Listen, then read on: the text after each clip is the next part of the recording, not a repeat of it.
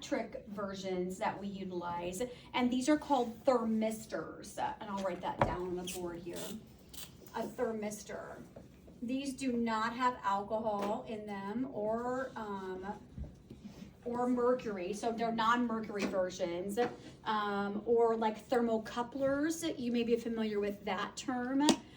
Those are used in like machines, airplanes, large machinery type devices, things like that. Those are electric versions of a thermometer, but it's doing the same thing. It's sensing a change in temperature. I'm sorry, hon.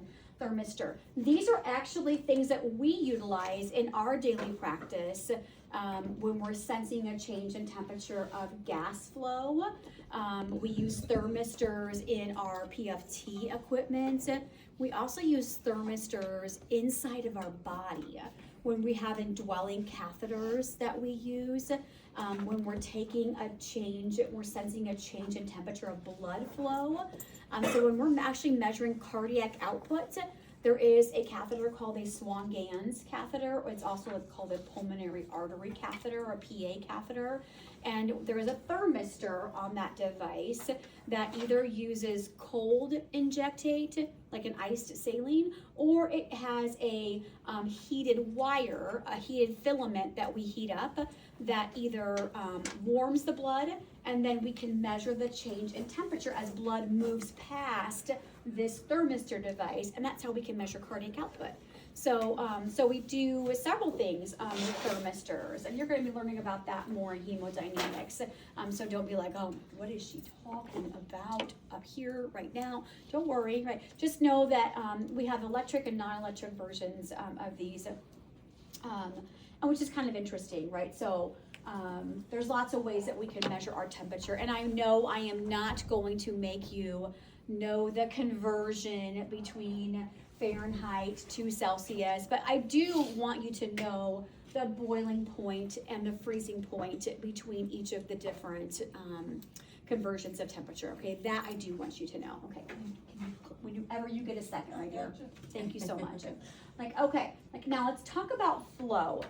So this may seem like an odd point to put this slide, but I do want to kind of help you understand flow, because we are going to be looking today in lab about like the resistance to flow. And so if you were here in first lab and you did the test with the marble, right, and you were looking at the resistance that the marble had when it was impeded by different substances. It was called the drop test, right? So flow is a sort of a hard, I think, thing for students to grasp because it's something that you can't see, right? So we understand when we talk about like volume, something has a volume, right? It has a mass, right? We can weigh it and we know what that means, right? And we also understand when we talk about pressure, something that exerts a pressure, right? When we are delivering gas into the lung, it's exerting a pressure on the lung, and that seems to make sense to us. But flow is like this sort of like concept that's like, well, I don't really know, what does that mean, right? Well, because I think it's because we can't really visualize that, right? But flow, if you just think of it as, because a lot of these words up here, if we say volume per unit of time, I think you go, what? Right? Am I right? Volume per unit of time. I can memorize that, but I have no idea what that means. Okay? Yep, exactly. Okay, and then I break it down a little bit more and I say, okay, liters per minute. Okay, liters per minute. Maybe, all right, liters per second. Okay, well, this is a volume, liters, okay, over time, minute. Liters per second, a volume over time, okay? Okay, now maybe we're getting somewhere, okay? Because it is a relationship from volume and time and flow. There's a relationship there, right? Between how much volume you have and then how much time that there is, okay? So you guys have learned how to do a peak flow meter, right? Peak flow, right? Okay, that is flow, peak flow. Peak meaning the highest, right? flow, meaning the highest flow that a patient can, right? It's their exhalation. That is their flow. So think of it as speed. Okay, so I always like to explain flow as your gas pedal. Okay, it's your foot on the gas. It's how fast you are going, right? It is your miles per hour. Miles is like your distance, right? Okay, it is your rate of speed, right? It's how fast you're traveling, okay? So it is the speed in which that gas, right, that volume of gas is actually exiting my lungs, okay? It's the speed at which it is doing that. So the faster it is coming out, it's being exhaled, the healthier that patient's lungs are, right? Would you agree with that? The slower it's coming out, there's some impedance, there is some obstruction, there is maybe some narrowing of the airway because they can't get the air out, right? Okay, or if it takes a long time for them to get the air out, there is a disease process happening, okay, because it's coming slower and it's taking longer, right? So there's something going on in the lung, all right? So when we talk about flow, I want you to think about that, right? And when I say impedance, I mean something stopping it, all right, something stopping it. So today we're going to be looking at, we're going to be taking a marble, and we have something inclined like this, and we're going to be putting on the surface here, we're going to be putting different substances, water, and then dropping the marble, honey, syrup, dish soap, okay, everyday things, and we're going to drop a marble to see how long it takes for the marble to travel, which seems sort of rudimentary, if you will, and sort of kindergarten-like, right? But it's fun. It was fun. We got to make a mess today, right? But we got to time it, right? And to see how long it took, right? And so, because something was impeding the path of the marble. So as an impedance to the flow, right? First of all, how long did it take the syrup to get from here to there? Okay, that was the impedance of flow, okay? Because there's a density of that substance, right? So this leads us right into our density discussion. Thank you. Okay, so that's what we're going to be learning about, is all these viscosity, density, these different forces that are in action, and then how this relates back to the airway. Okay, so what is pressure? All right, so you're doing great. All right, so when we have molecules, and we have talked about gas molecules in enclosed spaces, right? So when they are colliding with each other and hitting each other, that exerts a pressure, doesn't it? That collision is what exerts a pressure. So when molecules collide with either a solid surface or a liquid surface, okay, or even another gas, right, that is going to create a pressure. Can I erase this? Yes. You guys have all of this? Mm-hmm. Yes, everyone has this? Okay. I know it's beautiful, but, you know. Okay. So basically when molecules collide, the matters. So, if we have gas molecules, okay, so this would be, okay, here, and then now we have,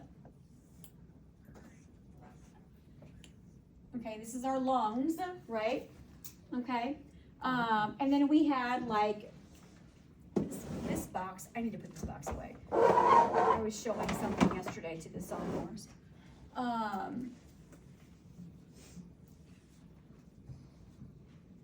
Okay, So if I have gas in an enclosed container, a couple different molecules of gas, right? And they're moving around, okay, depending on their kinetic energy.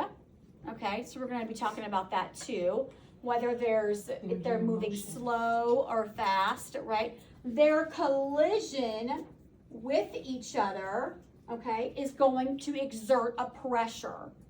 All right, so gas molecules hitting each other, gas to gas is going to exert a pressure. Okay, within the lung, as gas enters in the lung, right, and it hits different branches of the airway. Okay, as it exerts pressure and it hits the walls, right, here's our gas moving. Okay, this is really beautiful. I'm really proud of myself. Isn't it, right? As it hits the wall of the airway, I can't, it's just too much, okay? As those molecules hit the surface, so gas to another surface, right, hits the airway, okay? That's going to exert a pressure, right? So gas to a surface, so this is gas to gas, right? Gas to gas, right? And this would be, you've got gas to a solid, thank you. So this would be like to your airway, right? Okay. There's also liquid in your lungs too, right? So as it's going down into maybe the alveoli or it's hitting mucus, that's a liquid. So there could also be a gas to liquid here as well, depending on where you're at in the airway. There could be a liquid surfaces here, okay? Now, you have gas here too, right? So let's say that this is soda, okay? Well, you've got carbonation, right? Ooh, fun. Diet Coke. Let's say this is a Diet Coke. Yum. All right. Don't you just go, is anyone here a Diet Coke fan? Oh, no way. Oh, stop it. I gotta have one. Don't you dare be afraid to raise your hand. Who's a Diet Coke fan? Yes, girl. I knew it. You're my Swiftie. You're my Diet Coke girl. Ah! Someone else. Come on. No? Did you try the lime diet? I have not. I bet that's a good mixer. Really good. That's a good mixer. How sad is it that I always think that? But I don't always think that. But I mean, you know, with lime, yes, I do think that. Okay. I haven't tried it yet. Are you a Diet Coke girl? Yeah, you are. Yeah. Okay. Okay. Anyway, with that first sip of that McDonald's Diet Coke. That's what it says, Sprite. No. No. I like 7-Up Zero, though. Yeah, that's fire too. What about Coke Zero? No. No. No. No go. Although I haven't tried it like in a mixed drink, I don't know, but I like my diet. Like, I don't drink it a lot. But when I go, sometimes I want that McDonald's Diet Coke, and that first sip is just, it's like spicy and just so good. It's so delicious. Okay, but so there's gas, right? What gas is in soda? What's carbonation? What is it? Carbon dioxide. Yes, carbon dioxide. So they put those bubbles right in there. So now we have a gas to a liquid, right? Gas to liquid interface, right? So that's exerting a pressure. It's exerting a pressure. Now if you set that soda out, what's it going to do? Get flat. It's going to get flat because all the carbon dioxide is going to escape, right? All the gas is going to escape. Okay. So what we're talking about here is those collisions that it's making, right? Okay, so pressure, right, is something that's always happening here. And how can we define that? Well, we can define that as the force, okay, and this is going to make sense here in a second, right? Force, and then what is that, right? Over area. It's going to make sense. I promise you, it's going to make sense. I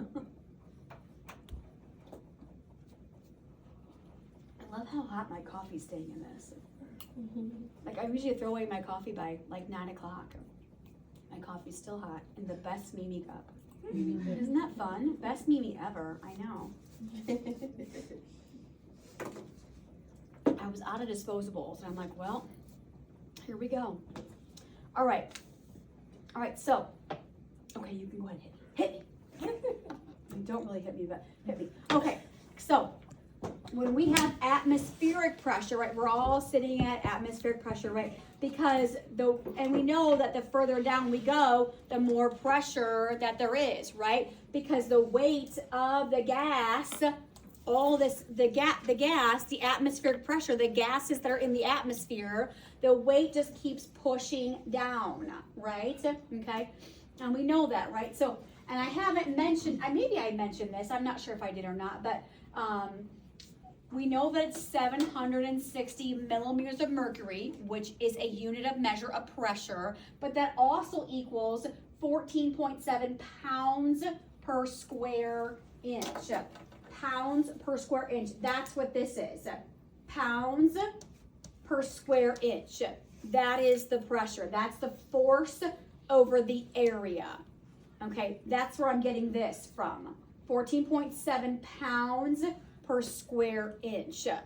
Okay, you could also suggest it like that. You could also say it like that. So what does that mean? That is enough pressure to raise a column of mercury 760 millimeters. That's where the mercury comes in. Okay, that's where the mercury comes in, right? So when we talk about this, how is it measured? Atmospheric pressure is measured by barometers. Okay, those are the mercury barometers. They were aneroid. Then there was the I can't think of what the other one was called now. Right, when they were sailing at sea or whatever, right? So how that works is is this coming up in this? Am I jumping ahead of myself? I am jumping ahead of myself. I do that all the time. I get so excited about a topic and I jump ahead because it's coming up in a few things and I don't want to do that. So I'm gonna wait to talk about that. Okay, but just put a pin in this thought right here, okay? As we move forward, and you're gonna see the actual mercury column. So I gotta stop, right? Because it's okay, but just keep that in mind as we're talking about raising the column of mercury, okay, and the water and the 33 feet thing. Okay, just hold on to that thought for a second. Okay, hit me. This is fun. This is good stuff right here. It's fun.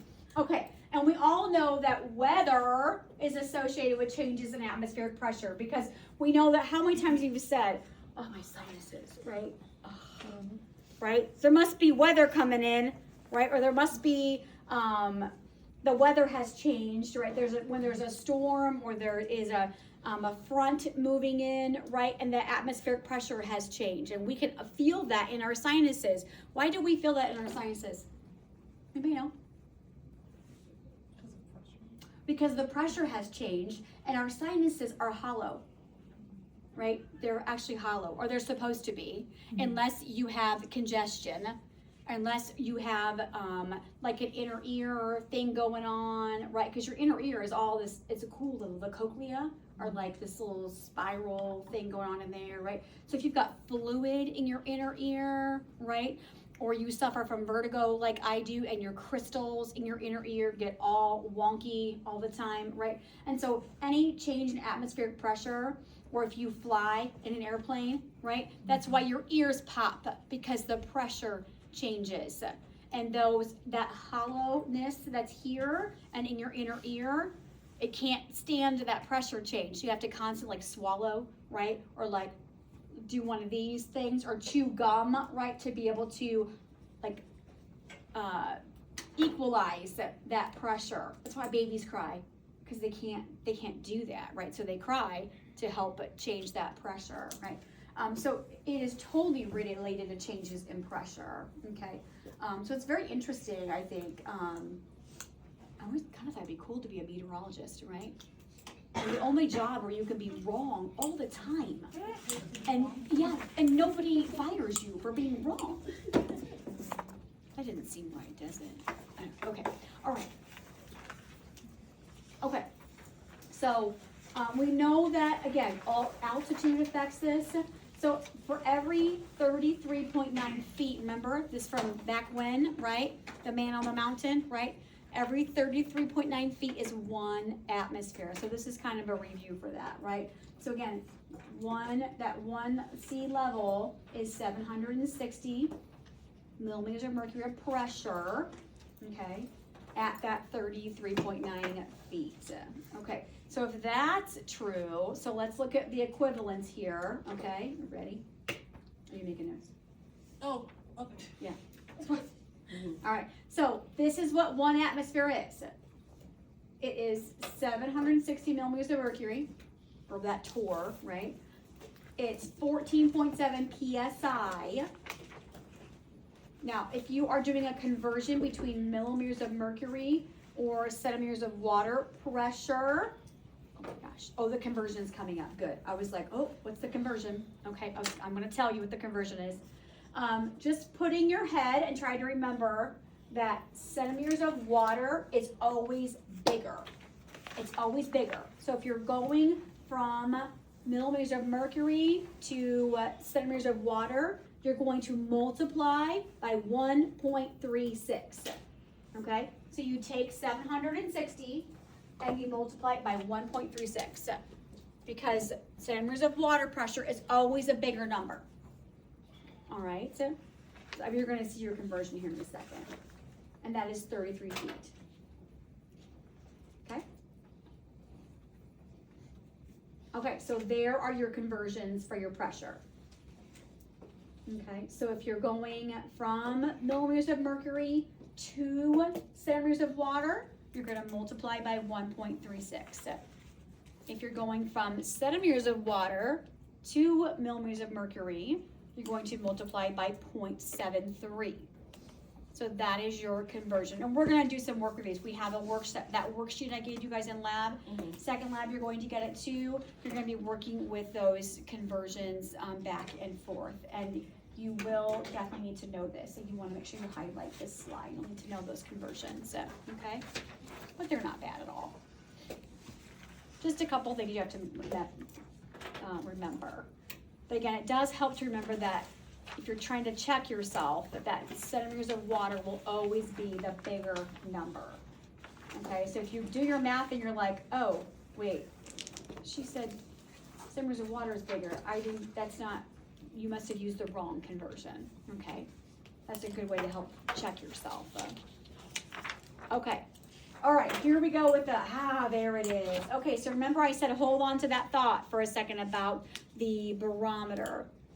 Okay, so remember I was talking about how it would be enough to raise a column of mercury. Okay, so this is all sitting in water, right? And then there is this column of mercury that gets raised, and it's how we measure the barometric pressure, okay? So the atmospheric pressure is pushing down on that water, okay? And then it is raising up. It's almost like, how do I want to describe that? Like when, oh gosh, what is a good example of this?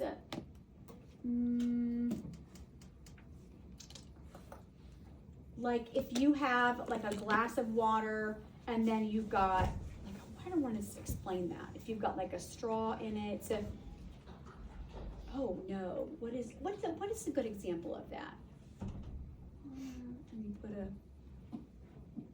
You put it like if you put a cup down in it, it would raise. I'm trying to think. I don't know. I'll come back to you on that. There's something you can do like with this. Okay, so anyway, the water's being pushed down by the atmospheric pressure and it is raising up. So it's a sealed thing and it's raising up that mercury. And so how it's in a vacuum, right? So how high this goes, right? How many inches this travels.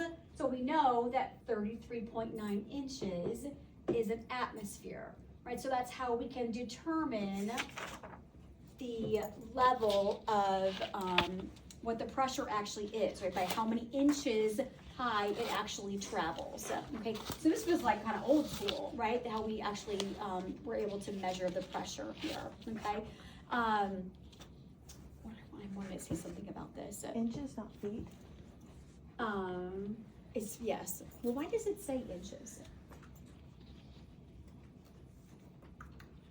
does say inches, doesn't it? But it's 33 feet. I don't know why it says inches up there. That's odd. No one's ever asked me that. But it is feet. Yeah. So it's not 29.92? I don't know why it says inches up there because it should be feet. I pulled this right from the book too. So we should say 33 feet instead of Yeah, 29.9? because it is feet. Yeah, I don't know why it says inches. That's odd. So 33 Yeah, feet? but it's how far up it travels. Just know it's how far up it travels. Okay, we're not going to worry about that. I didn't create this picture. All right, but I just want you to know that. Okay, so this is actually a barometer. All right, so, and they were like, they're really large. So, I mean, kind of, you can't really move this thing around, right? Or like take it with you, put it in your car, like have it, in your house, right? So we came up with a little bit better design that was a little more portable, right? And that was on the next slide. So these were the aneroid barometers, and these were the ones that you would find on ships. Okay, that would, they used a mechanical force that allowed for like expansion and evacuation of a metal container. So they were in a metal container, similar to kind of like a board on gauge type of a device, right? So it would expand based upon the pressure outside, okay, on the metal, and that's how it would be able to move based upon the pressure on the metal container itself. And so then it would tell, the captain, and you can see here you've got different pressures all the way around what the atmospheric pressure was. And it's kind of cool because it even says like very dry, fair, I can't even read all of them. Rain, much rain, stormy, right? In case you couldn't feel the rain outside, but I do think it's kind of interesting and they're kind of cool to see. And I think it also had there's a compass in the middle too. So so kind of interesting. You can find these like in antique places too if you if you're somebody that collects things like that. But so that is the aneroid barometer. So we kind of took that thing and kind of condensed it down. So so very cool. Okay, our next slide is talking about hydrostatic pressure. So that's taking this same concept here, and now we're talking about pressure that's exerted by a fluid. Okay, so we learned last unit about how we test cylinders, right? How we test gas cylinders, and we have to hydrostatically test them every 10 years. They should be tested like that. And so they take the cylinders and they place them into water and they hydrostatically test them. So they expand the cylinder so they can see if there's any leaks within that cylinder. And that's what they're doing. They're exerting it by pressure or by fluid. And it is based on the height and the density of whatever they're testing, okay? So and hydro meaning water, right, which makes sense, right? So that's what hydrostatic pressure actually is. Okay, let's move on to what is called gauge pressure. So another type of pressure. Now this is one that actually is more of a clinical application for us. Because we use this as far as like in blood pressure cuffs. Yes, right. So you probably never thought of this one, but this is interesting because it does still take into account atmospheric pressure. And we actually have to, because atmospheric pressure is always present in all of our devices. So in order to use gauge pressure, we have to take into account that there's atmospheric pressure and the pressure that we're actually measuring. So gauge pressure is the pressure that is in excess of the atmospheric pressure. So when we're looking at, when we measure blood pressure on a patient, that's done with a manometer, right? Or a sphygmomanometer. That's really hard to say though, right? So we usually just say blood pressure cuff, but it is a sphygmomanometer, right? Okay, so we're taking the atmospheric pressure plus whatever the gauge pressure was, so if you can go to the next slide for me. Okay, so the absolute pressure would read 760, and the gauge pressure would read actually 0. So what we're trying to do is we're trying to make sure that we're taking into account the atmospheric pressure, okay, and that there is no excess, right? So this is how we're calibrating our devices, okay? So when we are trying to calibrate that blood pressure cuff, or we're trying to calibrate like, what's another one? Like our, have you heard me say a NIF or a MIP before? Okay, so that is something that measures pressure as well. And we place it on the end of an endotracheal tube. And it does measure, because it measures the pressure, atmospheric pressure can push on that device. And so we want to make sure that it is always calibrated to 0 before we place it on our device. And usually it's just a simple reset button, okay?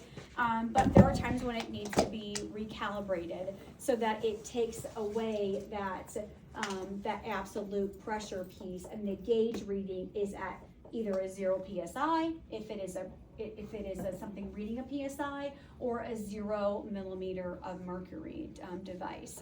Okay, blood pressure cuffs are probably the worst, and it's because the part that wraps around the arm sometimes isn't always fully deflated. So that's actually why they're the worst ones for this. Because you've ever put one on or had someone put one on you and it's not totally flat, right? And then you can, if you ever look at the sphygmomanometer, you can see it's like at 10 or 12, and then you're getting an erroneously high reading on your patient. So I'm like, hey, how about the digital one that's maybe starting at 0, right? So you do, or just totally make sure it's flat before you actually put it on your patient, right? So it's not giving you that excess reading. Okay, all right, so again, pressure is a measure of force per unit of area, and there are actually lots of units of measure that we actually use for this.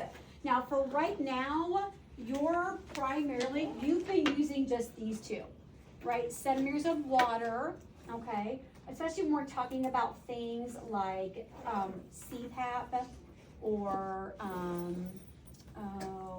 what's the other one? PEEP, but we've been talking about PEEP a little bit. So this is going to be generally things that are exerted in the lung we're talking about. But we also been talking about millimeters of mercury.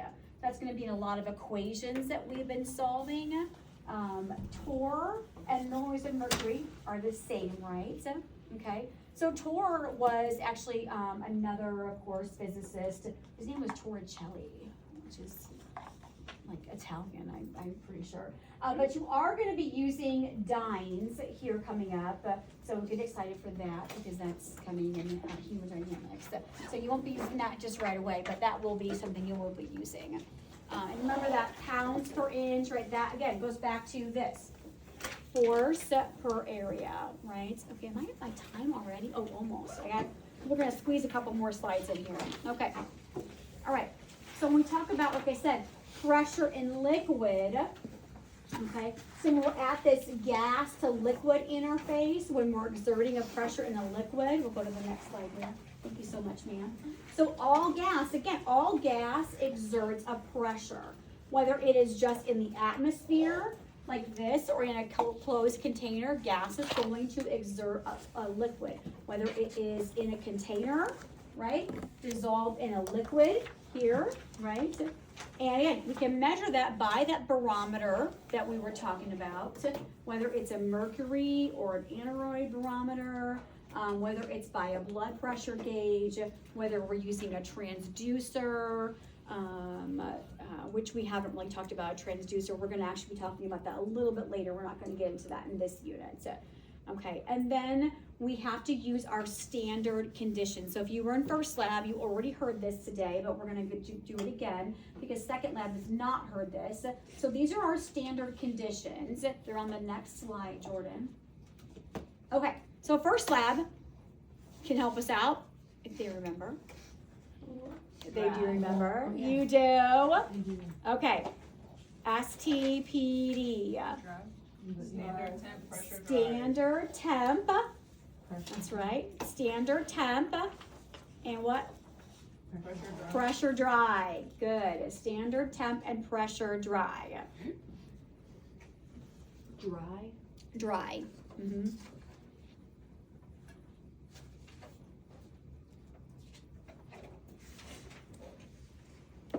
So just write them down for right now next to it. And then all the next slides we're going to go through. But I do want you to write them down because there's something about that pen to paper that definitely helps us. And BTPS, Body temp. Pressure saturated. body temp, Saturated. pressure saturated.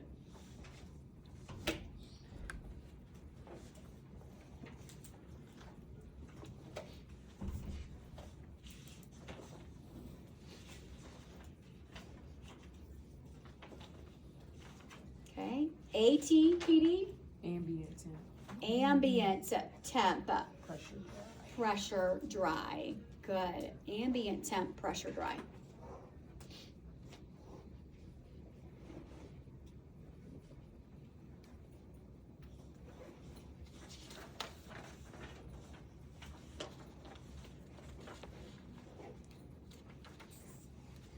And our last one, Ambient temp. Pressure Pressure saturated. saturated. ambient temp, pressure saturated. Good. So we're going to be going through what does all that mean? Why are we using those? And the big reason is because gases, like we talked about up here, gases are so incredibly, I don't want to say they're unreliable, but they are so heavily affected by changes in humidity, changes in temperature, right? Changes by other conditions. So we have to use standards and put standards in place, especially when we're performing testing, like our PFT testing and things like that. So that's why we have to have standards in place. Okay, so we're gonna look more into that here on Monday. And then we're gonna get into kinetic energy and the different phases of matter. But second lab,